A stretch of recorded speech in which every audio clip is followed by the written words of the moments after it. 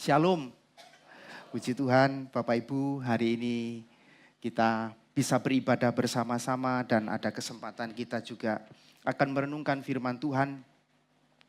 Dan hari ini kita diberikan satu tema yaitu rumput tetangga lebih hijau. Kenapa Bapak Ibu? Mungkin lebih hijau ini tuh bongkor karena nggak atau karena pupuknya banyak gitu ya, atau karena apa kita nggak tahu. Tapi ini bukan maksudnya rumput tetangga lebih hijau ini karena mungkin rumputnya itu pupuknya banyak atau bagaimana, tetapi ini sudut pandang Bapak Ibu ya, sudut pandang kita seringkali itu melihat rumput tetangga lebih hijau.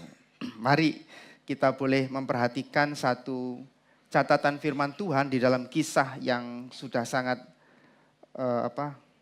lama tetapi dapat menolong kita mengerti di dalam Kejadian pasal 4 ayat 1 sampai dengan 16. Mari kita akan memperhatikan ayat ini, saya akan membacakan dengan cepat kepada kita sekalian Bapak Ibu dan kita akan perhatikan bersama-sama kisah Kain dan Habil ini. Kemudian manusia itu bersetubuh dengan Hawa istrinya dan mengandunglah perempuan itu lalu melahirkan Kain. Maka kata perempuan itu, aku telah mendapat seorang anak laki-laki dengan pertolongan Tuhan. Selanjutnya dilahirkannyalah Habil, adik Kain. Dan Habil menjadi gembala kambing domba, Kain menjadi petani. Setelah beberapa waktu lamanya, maka Kain mempersembahkan sebagian hasil dari tanah itu kepada Tuhan sebagai korban persembahan. Habil juga mempersembahkan korban persembahan dari anak sulung kambing dombanya, yakni lemak-lemaknya. Maka Tuhan mengindahkan Habil dan korban persembahannya itu. Tetapi Kain dan korban persembahannya tidak diindahkannya. Lalu hati Kain menjadi sangat panas dan mukanya muram. Firman Tuhan kepada Kain, mengapa hatimu panas dan mukamu muram? Apakah mukamu tidak akan berseri jika engkau berbuat baik? Tetapi jika engkau tidak berbuat baik, dosa sudah mengintip di depan pintu. Ia sangat menggoda engkau, tetapi engkau harus berkuasa atasnya. Kata Kain kepada Habil adiknya, marilah kita pergi ke padang. Ketika mereka ada di padang, tiba-tiba Kain memukul Habil, adiknya itu, lalu membunuh dia. Firman Tuhan kepada Kain, di mana Habil adikmu itu? Jawabnya, aku tidak tahu. Apakah aku penjaga adikku? Firman-Nya, apakah yang telah kau perbuat ini? Darah adikmu itu berteriak kepadaku dari tanah. Maka sekarang terkutuklah engkau, terbuang jauh dari tanah yang mengangakkan mulutnya untuk menerima darah adikmu itu dari tanganmu. Apabila engkau mengusahakan tanah itu, maka tanah itu tidak akan memberikan hasil sepenuhnya lagi kepadamu. Engkau menjadi seorang pelarian dan pengembara di bumi. Kata Kain kepada Tuhan, hukumanku itu lebih besar daripada yang dapat kutanggung. Engkau menghalau aku sekarang dari tanah ini dan aku akan tersembunyi dari hadapanmu. Seorang pelarian dan pengembara di bumi, maka barang siapa yang akan bertemu dengan aku, tentulah akan membunuh aku. Firman Tuhan kepadanya, sekali-kali tidak. Barang siapa yang membunuh Kain akan dibalaskan kepadanya 7 kali lipat. Kemudian Tuhan menaruh tanda pada Kain supaya ia jangan dibunuh oleh barang siapapun yang bertemu dengan dia. Lalu Kain pergi dari hadapan Tuhan dan ia menetap di tanah Nod di sebelah timur Eden. Amin. Bapak Ibu sering kasih Tuhan, ada cerita ini sahabat ya. Sahabat ini sama-sama rupanya buka toko roti tapi berdekatan Bapak Ibu. Cedekan gitu, tonggoan gitu ya. Sekarang banyak yang kadang toko roti berdekatan gitu ya. Ini ceritanya itu mereka itu sahabat Bapak Ibu. Dan karena sahabat mereka sering berbagi lah ya. Resepnya juga hampir-hampir sering berbagi sama. Bahkan mereka tuh beli oven itu sama-sama di satu toko besar tuh beli oven tuh podo-podo di satu toko gitu ya. Mereka menjadi seorang sahabat, bahkan mereka pun sering saling kunjungan begitu. Kalau yang satu kentean gula gitu ya, gulanya kurang. Oh mampir samping, kamu ada gula nggak sementara nanti? Oh boleh ambil gitu ya. Yang satu kehabisan tepung misalnya, pinjam dulu bisa, nggak apa nanti gampang lah gitu ya. Wah akrab sekali mereka sahabat ya. Lalu suatu hari mulai kelihatan ya toko ini, mulai kelihatan perbedaannya ya. Toko sebelah itu kok kelihatan lebih rame yang sebelah. Wah, pembelinya lebih banyak gitu ya. Kemudian juga ada lihat di medsos, wah reviewnya kok bagus-bagus gitu ya. Foto-foto rotinya juga menarik dan menjadi lebih viral di media sosial. Tapi yang satunya itu pembelinya lebih sepi ya, lebih sepi. Dan kemudian sahabat yang satu ini mulai sedikit agak gelisah ya. Ya awalnya sih dia berkata, ya puji Tuhan ya temanku bagus, tokonya mulai rame, puji Tuhan. Tetapi mulai malam itu dia mulai gelisah dan gak bisa tidur Bapak Ibu. Ia mulai ngitung-ngitung ya. Kenapa ya tokoku kok perasaan yo bahannya mepodo, kualitasnya hampir sama, rasanya juga gak terlalu beda-beda jauh. Tapi kok lebih sepi ya, padahal aku ya sudah melakukan yang terbaik, kerja keras gitu ya. Kenapa ya kok dia yang kayaknya berkatnya lebih banyak ya. Tuhan kok kasih lebih banyak ya. Kira-kira kurang apa sih Tuhan aku? Mulai ya malam itu dia gelisah ya, gak bisa tidur. Kemudian Bapak Ibu beberapa minggu kemudian senyumnya mulai gak muncul ya. Senyumnya mulai kecut ketika bertemu dengan sahabatnya ini. Bahkan ia mulai sedikit mencari-cari kesalahan resep sahabatnya ini di mana sih, dia mulai cari ya. Ya mulai senang kalau misalkan ada pelanggan yang komplain kecil-kecilan, wah dia mulai sedikit agak senang gitu ya. Dia mulai diam-diam berharap agar toko temannya ini sebelahnya ini juga mulai sepi. Mulai Bapak Ibu. Tidak ada teriakan, tidak ada. Tidak ada perkelahian, tidak ada. Apalagi penumpahan darah, nggak ada Bapak Ibu. Tidak ada di sana. Tetapi persahabatan itu sesungguhnya telah mati. Dan yang membunuhnya itu bukan kebencian yang besar Bapak Ibu. Bukan. Yang membunuhnya bukan pengkhianatan. Yang membunuhnya bukan kejahatan yang terang-terang. Bukan. Tetapi yang membunuhnya itu adalah sesuatu yang kelihatan kecil, yang sunyi, yang tersembunyi, yaitu iri hati. Iri hati. Ini tidak muncul karena kita mungkin tidak punya apa-apa. Tidak perlu. Tetapi dia muncul karena orang lain itu memiliki sesuatu yang lebih dalam pandangannya. Iri hati. Iri hati ini tidak perlu menunggu berkatku kurang baru aku iri. Enggak perlu Bapak Ibu. Tetapi iri hati ini membuat berkat Tuhan yang aku terima ini terasa menjadi hambar. Iri hati ini mungkin melihat diri kita sih masih berhasil sih. Masih oke sih. Tetapi ia membuat keberhasilan orang lain itu terasa menjadi ancaman bagi dirinya. Bapak Ibu, iri hati itu membuat hati kita berdoa kepada Tuhan, bukan lagi Tuhan, terima kasih pakailah aku sebagai alatmu. Enggak lagi begitu, tapi mulai bergeser di dalam doa-doa itu. Mulai ada komplain, Tuhan kenapa bukan aku yang menerima ini dan itu. Dan tanpa kita sadari Bapak Ibu sering kasih Tuhan, iri hati itu perlahan-lahan akan mengubah sahabat itu menjadi saingan. Sekalipun tersembunyi. Perlahan-lahan mengubah pelayanan itu menjadi sebuah perlombaan. Dan mengubah anugerah itu menjadi tuntutan-tuntutan setiap hari kita kepada Tuhan. Dan pada akhirnya iri hati itu akan membunuh rasa syukur kita. Dan bahkan menggugat pemeliharaan Tuhan atas kehidupan kita. Bapak Ibu, saudaraku yang dikasihi Tuhan, hari ini kita akan memperhatikan, enggak apa-apa, tenang aja Cik, dibantu dulu enggak apa-apa supaya tenang aja.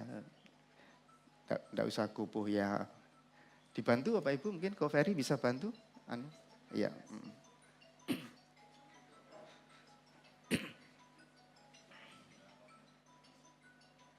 Ya.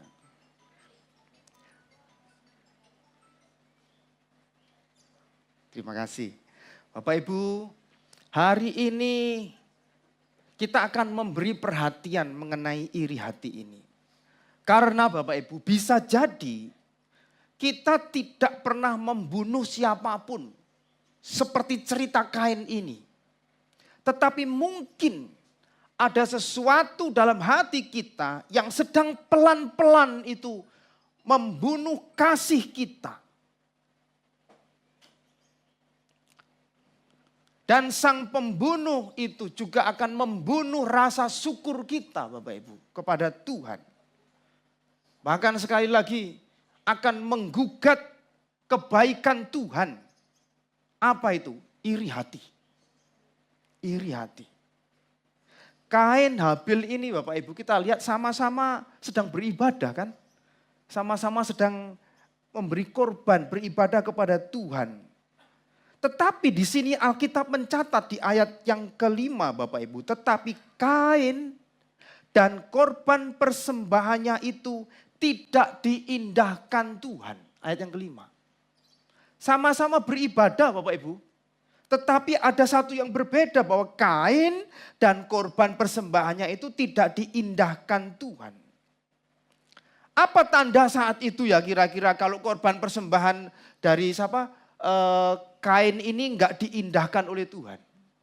Kira-kira apa Bapak Ibu tandanya itu? Memang enggak begitu sangat jelas kira-kira kok tahu korbannya sama-sama korban kok enggak diindahkan sama Tuhan. Kalau gambar ilustrasi itu memang ada sedikit perbedaan ya. Kayak dulu saya itu waktu SD dulu Bapak Ibu dikasih tahu guru, bukan SD, ya mungkin SD lah, masih kecil. Dikasih tahu guru sekolah minggu, oh Kain itu enggak diterima oleh Tuhan, itu karena waktu persembahannya itu asapnya mulek gini katanya gitu. Nggak mau dijawab, dia, oh gitu ya, itu nancep di sini Bapak Ibu. Karena asap korbannya itu mulek gini. Tapi kalau Habil persembahannya itu diterima oleh Tuhan karena asapnya tuh lurus ke atas sana gitu. Gak ada keterangannya Bapak Ibu. Makanya gambar ilustrasinya kok jadi gini ya. Memang ada tradisi Bapak Ibu bahwa persembahan itu diterima oleh Tuhan itu beberapa catatan Alkitab mengenai kisahnya di Imamat itu ya. Kemudian Gideon, Elia itu ada kisah korban itu kena api ya, kesambar api begitu ya. Tapi memang di sini tidak terlalu jelas Bapak Ibu itu bagaimana indikasi kok apa Kain itu merasa bahwa dirinya itu enggak diterima korban persembahannya kepada Tuhan. Dan sering kali Bapak Ibu kita secara dangkal memahami Kain itu enggak diterima oleh Tuhan persembahannya itu karena Kain memberikan persembahan asal-asalan. Karena Kain memberikan persembahannya itu jelek begitu ya, buruk. Kalau Habil itu dia kasih yang paling the best gitu ya. Ya mungkin saja Bapak Ibu, bisa jadi memang begitu. Tetapi teks di sini secara eksplisit tidak menjelaskan bagaimana persembahan Kain. Dan tidak pernah mengatakan oh persembahan Kain itu buruk. Gitu ya, apa namanya bosok-bosok misalnya gitu. Enggak juga di sini Bapak Ibu. Kalau kita melihat kita juga mungkin bisa spekulasi ya namanya persembahan itu. Wah kalau persembahan itu zaman dulu tuh persembahannya itu ya harusnya hewan dong. Masa apa namanya persembahan pakai buah-buahan dan ya karena Kain kan petani Bapak Ibu ya. Kain petani dan Habil ada seorang peternak. Ada yang memang berpandangan seperti itu. Persembahan Kain gak diterima itu karena salah satunya persembahannya itu dari tanaman-tanaman. Namanya korban itu kan harus dari hewan begitu. Tapi itu juga spekulasi Bapak Ibu. Persembahan yang diterima itu dengan hewan itu spekulasi. Tidak ada penjelasan persis seperti itu. Kalimatnya disebut di sini adalah Kain dan korban persembahannya tidak diindahkan Tuhan. Artinya Allah lebih dulu memandang pribadinya, apa itu? Kain. kemudian diikuti dan persembahannya. Berarti Kain disebutkan dulu, baru kemudian persembahannya. Dan ini konsisten dengan apa yang direspon Allah terhadap Habil. Habil dan korban persembahannya. Urutannya juga sama Bapak Ibu, konsisten. Apa maksudnya? Memang benar bahwa Habil dicatat di situ mempersembahkan itu anak domba yang sulung gitu ya, yang lemak-lemaknya, ya itu memang menjadi tanda persembahan yang terbaik lah yang diberikan, kualitasnya the best yang diberikan oleh Habil pada saat itu. Tentang persembahan Kain nggak ada catatan, tetapi kita bisa melihat di sini penekanan Alkitab di sini terkait kepada pribadi Kain dan persembahannya, Habil dan persembahannya. Jadi penekanan Alkitab ini menggambarkan kepada kita bahwa orangnya di dalam hati dan dalam imannya itu yang menjadi penekanan. Jelas pembedanya ini sekali lagi Bapak Ibu, bukan karena yang satu itu karena petani agrikultur kemudian mempersembahkan buah-buahan hasil panen, dan yang satu ini peternak, bukan itu Bapak Ibu. Isunya bukan di situ. Tapi isunya adalah mengenai Kain dan Habil di dalam hati yang ada di dalam ini, apa beres atau tidak, imannya seperti apa. Masalah yang utama di sini sekali bukan jenis persembahannya, bukan kualitasnya mungkin seperti apa, kuantitas banyaknya seperti apa, tapi yang paling utama disorot terlebih dahulu adalah Kain dan hatinya yang tidak beres. Dan respon Kain di ayat 5b itu menunjukkan bagaimana hati dari Kain.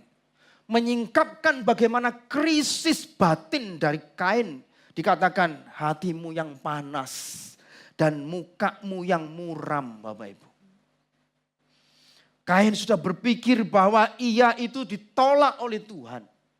Ya mungkin jelas lah, pasti ada gambaran yang jelas lah kenapa dia ditolak. Waktu itu ada pembedanya. Dan Kain merasa tidak diperlakukan dengan adil. Kain mulai membandingkan dirinya dengan melirik adiknya, Habil. Karena hanya 2 orang pada saat itu yang sedang memberikan persembahan. Dan kemarahan itu muncul setelah penolakan dialami oleh Kain dari Tuhan. Tetapi Bapak Ibu, penolakan di sini bukan menjadi penyebab pertama dari dosa yang dilakukan oleh Kain, bukan. Penolakan itu hanya menyingkapkan apa yang ada di dalam hati Kain. Menyingkapkan apa yang sudah ada di dalam benak Kain. Artinya Bapak Ibu, hatinya yang tidak beres dulu, itu yang mendahului. Sehingga persembahan itu tidak diterima oleh Tuhan. Lalu muncul iri hati dengan Habil. Dan menjadi sebuah tindakan yang brutal. Tapi sering kasih Tuhan, iri hati itu membuat Kain kehilangan sukacita. Di dalam itu sama-sama orang beribadah. Iri hati itu pada ayat yang ke-7 itu membuat Kain tidak mendengar koreksi. Tidak mendengar peringatan, tidak mendengar teguran dari Tuhan. Dan akhirnya Bapak Ibu, Kain membunuh adiknya, titinya. Bahkan setelah ditegur oleh Allah pun ia tidak ngaku. Coba mana enggak tahu. Masa aku sing jago adikku. Aku bukan penjaga adikku. Masih berkelit Bapak Ibu. Brutal sekali. Kalau Tuhan mengatakan itu darah adikmu berseru, berteriak kepadaku dari dalam tanah. Ini hanya figuratif Bapak Ibu. Ini bukan darahnya kemudian muncul gitu teriak-teriak. Enggak. Ini gambaran figuratif bahwa dosa yang dilakukan oleh Kain itu tidak bisa tersembunyi dari Allah. Dan dosa itu begitu sangat serius. Ini Bapak Ibu tragedi pembunuhan pertama di dunia. Seorang kakak yang harusnya mengasihi adiknya itu kemudian dia membunuh titinya sendiri. Karena apa? Iri hati. Kain membunuh adiknya. Kenapa? Ia membenci bukan karena Habil itu jahat Bapak Ibu. Enggak. Habil enggak jahat. Tetapi karena Habil itu dijadikan standar, dijadikan cermin di mana dia tidak sanggup untuk menerimanya.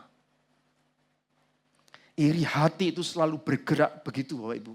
bergerak dengan membandingkan, setelah membandingkan kemudian menyimpan sesuatu yang menjadi kepahitan.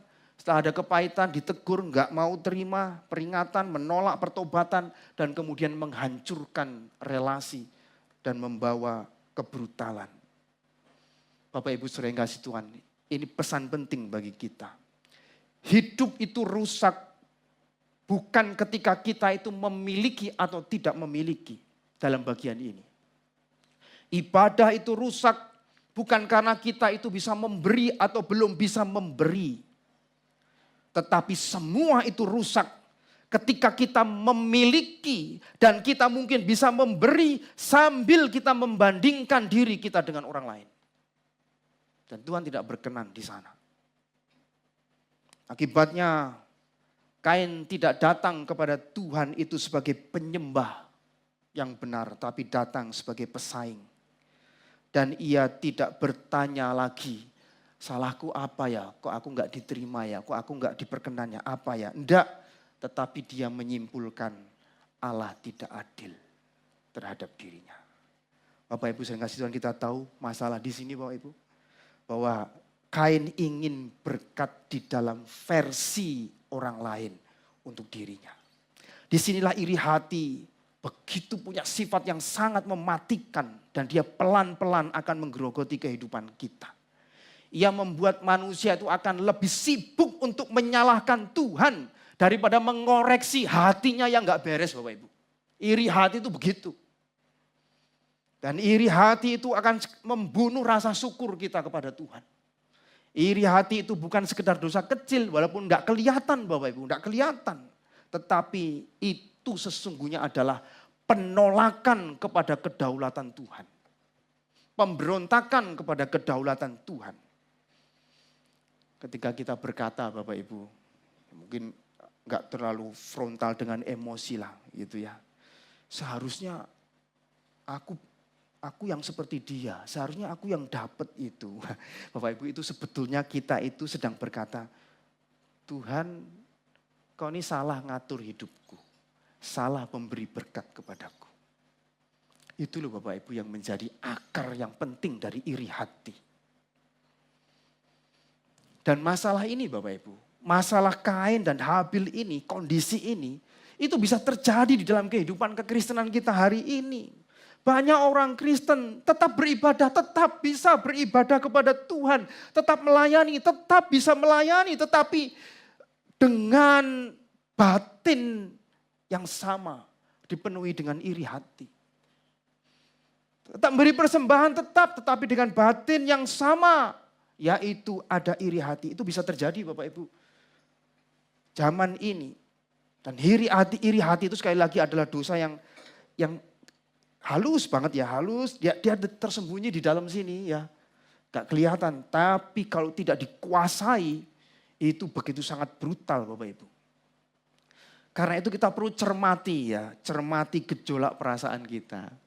Ini menjadi tanda bagi kita untuk bisa, kalau misalkan ada kita itu susah ya, kalau melihat orang susah, itu pas gak Bapak Ibu? Susah, ngelihat orang lain susah, aku melok susah. Ya sesuaikan dengan firman Tuhan, itu namanya kan empati ya Ibu ya. Empati, sesuai dengan firman Tuhan lah. Adalah engkau bersedih dengan orang yang bersedih gitu ya. Itu namanya empati. Kalau kita senang ya, melihat orang lain senang, kita jadi senang ya. Melihat orang lain sukses, wah kita jadi senang gitu. Itu tepat gak Ibu? Ya tepat juga. Kita mendukung sebagai support gitu ya. Kita juga merasakan berkatnya gitu. Tetapi Bapak Ibu kalau misalkan kita susah melihat orang lain senang. Waduh, ini sudah mulai masuk kategori irinya Bapak Ibu. Susah itu kalau lihat orang lain senang. Iku entuk doorpress, aku gak entuk ya, kok very sering entuk doorpress sih gak iri gitu ya. Doorpress aku gak entuk doorpress, misalnya gitu ya. Kita susah melihat orang lain senang. Wah ini tanda-tanda nih, cermati Bapak Ibu gejolak perasaan kita ini, tanda-tanda bisa iri kita ini. Tetapi yang terakhir, kalau kita senang, lihat orang lain susah. Wah ini parah, ini orang penyakitan Bapak Ibu. Wah ini lebih parah lagi nih ya. Ini ada dendam, ada kepahitan gitu ya. Wapok syukur, wah seneng aku udah kayak kejelungup misalnya gitu ya. Wah itu tambah nemen. Kalau ini gejolak jiwa perasaan seperti ini tanda penyakit yang berat Bapak Ibu. Di dalam respon-respon kita mungkin perlu ada kepekaan-kepekaan seperti ini menjadi tanda kita untuk waspada Bapak Ibu. Dan Alkitab juga memberikan istilah-istilah itu kepada kita supaya kita mengerti Bapak Ibu bahwa di dalam bahasa Ibrani itu kata kana itu artinya panas hati gitu ya. Panas hati terbakar oleh cemburu, oleh iri begitu, panas hati. Istilah iri kalau dalam bahasa Yunani itu ada keinginan, ada kedengkian, keinginan supaya orang lain itu kehilangan sesuatu. Wah ini parah Bapak Ibu. Tetapi Bapak Ibu kita perlu waspada dalam hal ini. Tapi di dalam Alkitab secara keseluruhan Bapak Ibu ya. Iri hati itu bukan sekedar kita tidak senang melihat orang lain berhasil. Bukan sekedar itu. Tapi sikap hati yang akhirnya itu menolak kebaikan Tuhan atas sesama. Dan kita menggugat pemeliharaan dan kebaikan Tuhan atas diri kita. Kita nggak bisa terima. Jadi ini penting untuk kita renungkan Bapak Ibu. Iri hati itu sekali lagi bisa muncul dalam diri seseorang. Dan kita itu menjadi orang yang tidak puas dengan pemeliharaan Tuhan dan kedaulatan Tuhan. Sehingga ini bukan lagi bicara soal saya itu mau memusuhi Koferi yang dapat door prize, saya nggak dapat door prize. Bukan itu. Ini kita sedang memusuhi Tuhan. Sebetulnya yang membagi berkat itu kepada siapapun dia mau kehendaki bagi. Tidak percaya bahwa Tuhan itu adil memberikan dan membagi berkatnya. Menganggap Tuhan itu kok gak pas ya, Tuhan ini gak benar ya, kok lebih baik kepada orang itu sama saya kok enggak ya. Begitu Bapak Ibu. Dan pada dasarnya iri hati itu adalah pemberontakan yang halus kepada Allah yang berdaulat di dalam pemeliharaannya untuk membagi berkat kepada kita masing-masing di dalam takaran kita masing-masing. Jadi iri hati itu sebenarnya pemberontakan kepada Tuhan. Atas pemeliharaannya bagi kita. Karena itu di dalam the Ten Commandment itu, dalam 10 perintah itu ditempatkan di bagian terakhir tapi sangat penting. Janganlah mengingini milik orang lain. Mengingini itu kan di dalam Bapak Ibu, nggak kelihatan. Tapi itu berbahaya sekali. Berapa banyak kejadian brutal dalam Alkitab itu gara-gara ini mengingini. Ahab mengingini kebunnya Nabot. Daud ingin mengingini Batseba. Dari mengingini Bapak Ibu. Dan brutal sekali akhirnya. Nah inilah sesuatu yang perlu kita cermati Bapak Ibu. Karena itu Tuhan mengatakan jangan mengingini milik sesamamu dalam perintah yang ke-10 itu. Iri hati itu selalu dimulai sekali lagi dengan membanding-bandingkan hidup kita. Maka Tuhan mengatakan kepada kita, baiklah kita ini menguji pekerjaan kita sendiri. Menguji pekerjaan kita sendiri dan berhadapan-hadapan dengan Tuhan. Tidak membanding-bandingkan. Sekali lagi, iri hati itu selalu dia dari membandingkan. Kemudian dia mengukur nilainya itu dengan orang lain. Dinilai dengan orang lain. Dan lupa bahwa dirinya itu adalah anak-anak Tuhan yang sudah dikasihi Tuhan begitu luar biasa. Dia lupa. Kita semua bisa melakukan Bapak Ibu, membanding-bandingkan ini. Satu keluarga membanding, berkati keluarga itu kok pakai yo, kita kok seperti ini yo. Kita membandingkan. Gitu. Bahkan kadang-kadang kita pun bersyukur, itu karena kita membandingkan dengan yang lain. Bersyukur loh kita ini, bisa makan sempol ayam sama daging hampir tiap hari. Coba yang itu, yang di kolong jembatan itu. Kok Isai bersyukur tapi dengan membandingkan yang lain. Kan gak begitu juga Bapak Ibu. Ada orang yang tidak bisa bersyukur karena membandingkan dengan orang lain itu kok lebih baik, kok lebih tinggi, kok lebih kaya. Dia gak bisa bersyukur dengan dirinya. Tapi yang lebih tinggi, lebih kaya, lebih cukup, dia bersyukur karena kita loh bersyukur loh daripada itu loh. Kan cilaka Bapak Ibu, kita selalu membuat rasa syukur dan ketidakpuasan kita tuh dengan membandingkan kepada orang lain. Bukan itu yang dimaksudkan Tuhan. Kita bisa membandingkan dalam banyak topik, dalam prestasi gitu ya. Dalam pekerjaan, dalam kedudukan kita, dalam perlakuan kita, hasil capek banyak hal lah. Dan kita merasa rumput tetangga itu lebih hijau. Wah, kok lu enak ya. Kita melihat hidup orang lain dari luar, Bapak Ibu. Lebih hijau. Enggak sampai belusuk-belusuk di dalam-dalamnya. Apalagi kalau kita tuh hanya mencermatinya di medsos, Bapak Ibu. Iki setiap upload itu kok seneng terus tau uripe. Wah, enak ya tadi iki. Misalnya begitu ya, medsos itu kan yang dia upload kan mesti yang bagus-bagus, Bapak Ibu. Ditambah lagi ketika melihat itu, wah ini kok api-api terus bagus-bagus, seneng-seneng, hidupnya kok bahagia. Ditambah lagi dengan kita melihat menilai diri kita itu dari sudut ketidakpuasan kita, kekecewaan kita, luka batin kita. Ya sudah Bapak Ibu yang terjadi. Itulah momen ketika rumput tetangga itu. Momen pertama kali ketika rumput tetangga itu terlihat lebih hijau. Bukan karena benar-benar hijau, tapi karena mata kita itu nggak bisa melihat sepenuhnya rumput tetangga itu Bapak Ibu.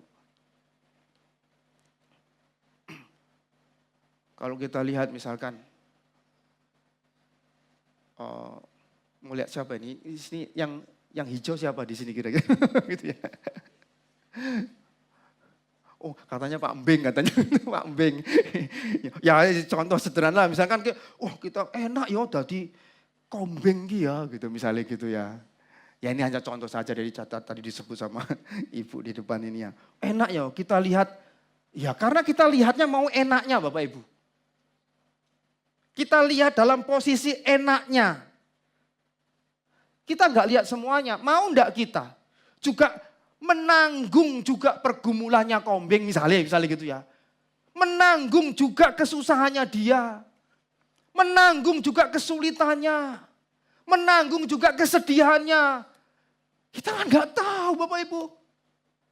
Tapi kalau mau lihat enaknya saja, yang hijaunya saja, wah enak ya gitu. Misalkan begitu.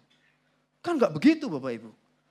Setiap orang itu selain ada rumput yang hijau, itu ada semak belukar di dalamnya, ada kerikil, ada batu, ada apa macam-macam kita nggak tahu Bapak Ibu. Enak ya jadi Presiden Prabowo misalnya gitu. Ya kita mau coba lihat enaknya. Enaknya apa? Punya kuasa, bisa ngatur ini. Kita lihat enaknya saja Bapak Ibu. Hijaunya saja tapi kita nggak tahu. Ada nggak ya kira-kira di sini yang iri sama hamba Tuhan? Ada nggak ya? Ada angkat. Ya kalau jemaat iri sama hamba Tuhannya ya rada aneh titik aku.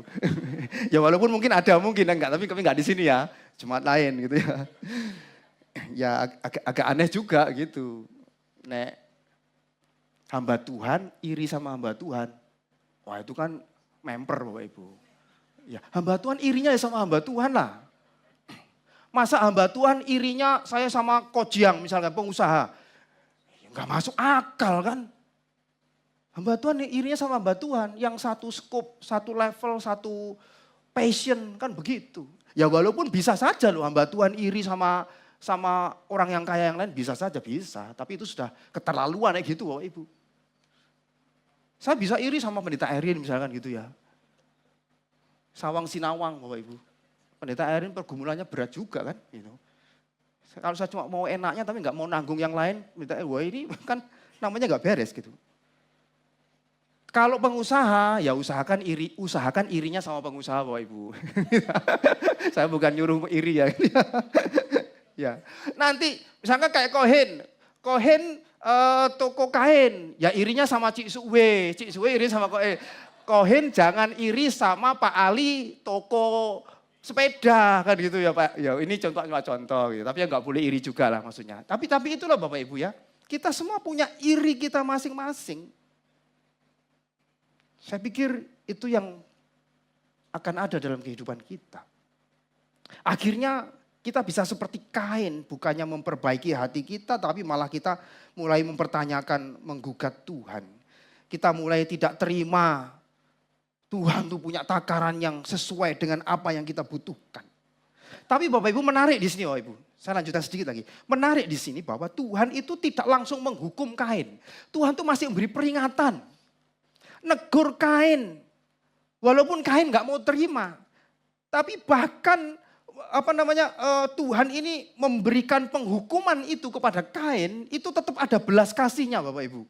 Puji Tuhan kalau Tuhan masih ada belas kasih di sana. Ketika kamu nanti keluar dari sini, kamu akan jadi pengembara, kamu gak punya tempat. Wah ya apa Tuhan, nanti kalau saya, ini berat banget, nanti saya ketemu sama siapa, saya dibunuh gimana gitu. Ya sudah, kamu tak kasih tanda supaya kamu gak dibunuh sama orang lain. Wah Allah masih ada kepedulian Bapak Ibu. Dia ada kepedulian di sana.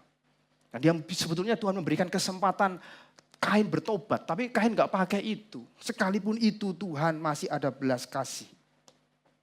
Dan setelah pembunuhan itu pun sekali lagi Allah mengadili dengan belas kasihnya juga.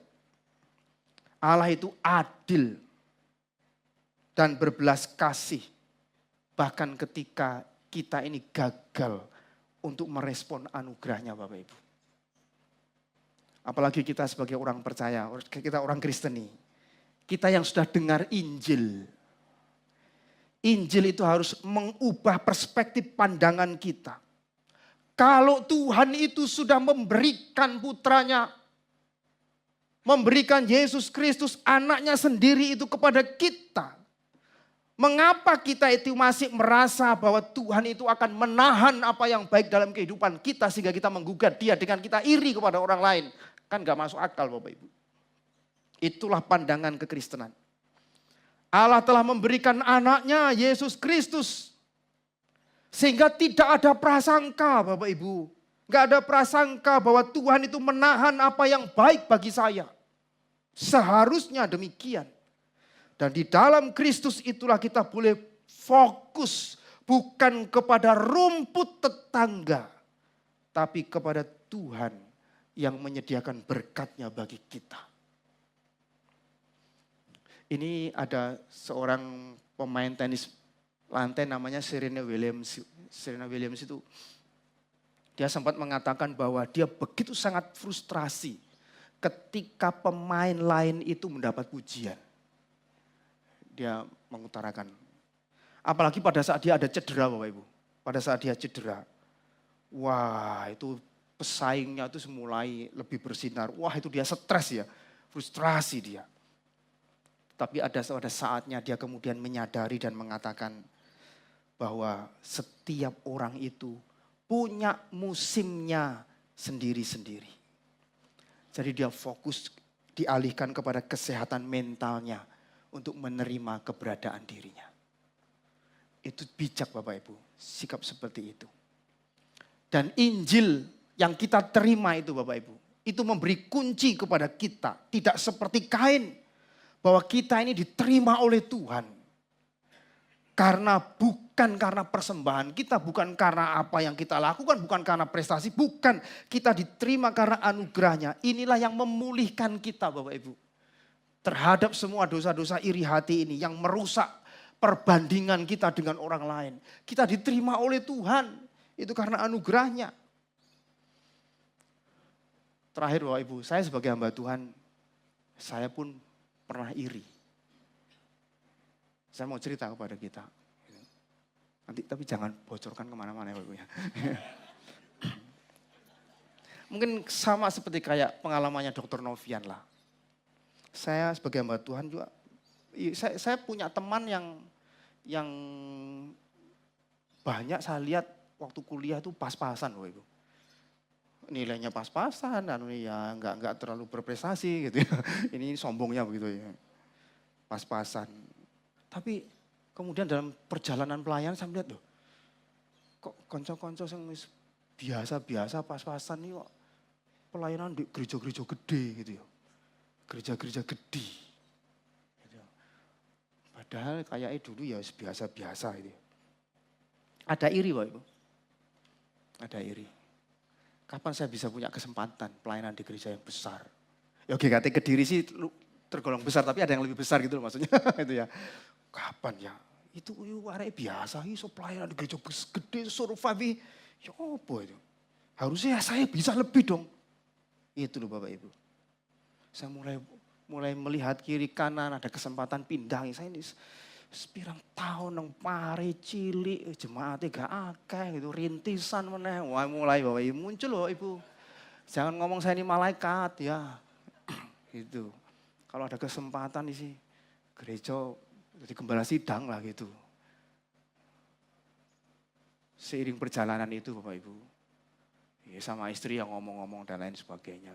Iblis ya ada aja Bapak Ibu. Maksudnya istri saya bukan iblis maksudnya bukan, maksudnya tuh ada saja dalam situasi pergumulan itu muncul begitu ya.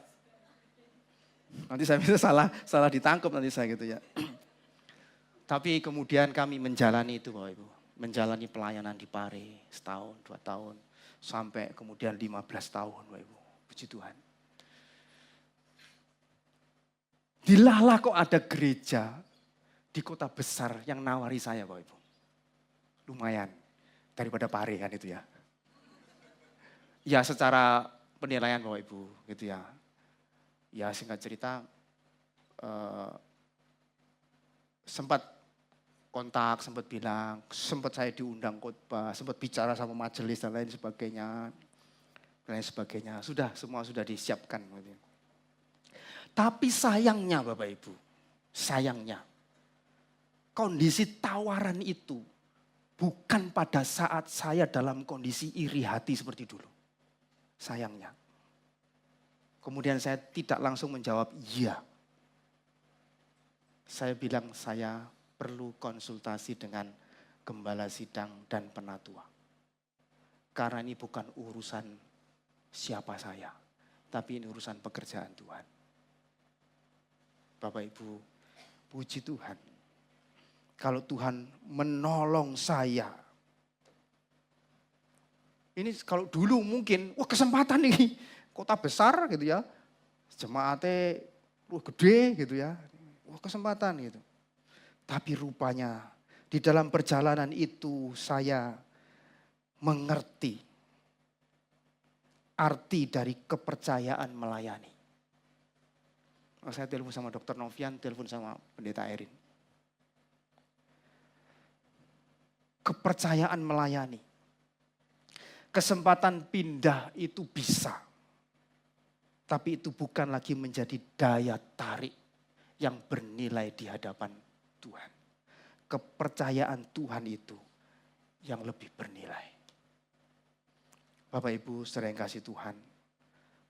Setiap kita perlu sadar bahwa Tuhan memberi takaran berkat dan kepercayaan itu dengan hikmatnya di dalam kebaikannya.